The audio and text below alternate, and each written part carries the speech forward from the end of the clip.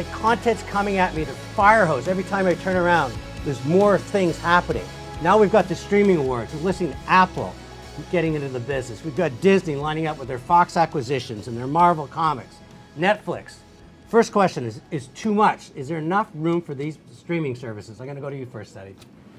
Well, I do think that there's enough room for a few. But in all honesty, I think the winner in this whole landscape is whoever's going to figure out how to do live sports. I mean, if you take a look at the top 4 rated shows on cable TV, The Masked Singer was number 1, Sunday Night Football's number 2, Thursday Night Football's number 3, and Monday Night Football's number 4.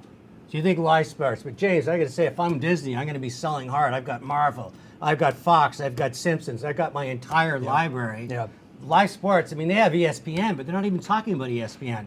Do you think there's room for more than one player? Do you think or is Netflix going to be a runaway train? No, I mean, Netflix certainly isn't, because I think that they serve a certain segment of the consumption world.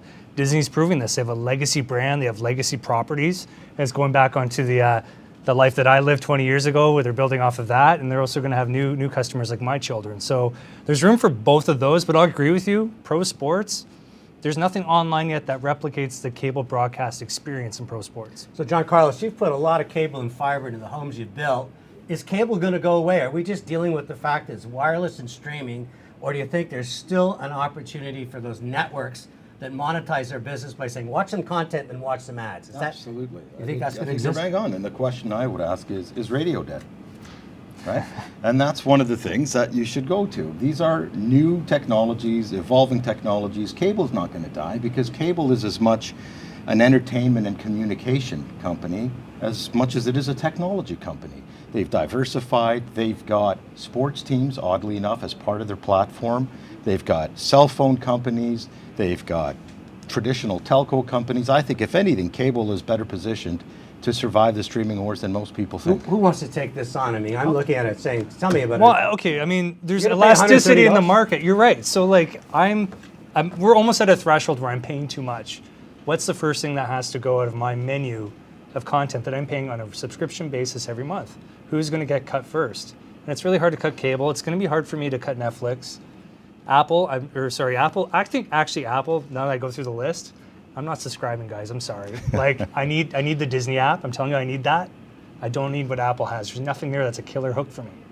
But I think we're really just talking about whatever the distribution platform is, right? I mean, the content itself will still be king, but how consumers want to consume it is going to change, right? Radio's not dead only because of the cost. I don't want to move into radio. Let's get back to the streaming thing, because Netflix is sustaining itself by borrowing billions of dollars to create original content. Yeah. I haven't got enough hours in the rest of my life to watch what's on there now.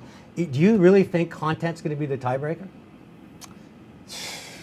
I think it has to be. I mean, you have these. They're playing a long tail game right now, because they have to get into those niches of customers that the big guys like Disney, who do mass product, like, they don't really have niche material, right? That's really not their game. So I think that's what they're taking the long-term effect, that once they expand Netflix into outside of North America and other places that don't have broadband yet, or just getting into broadband, they're going to have a content stream that meets different verticals of customers.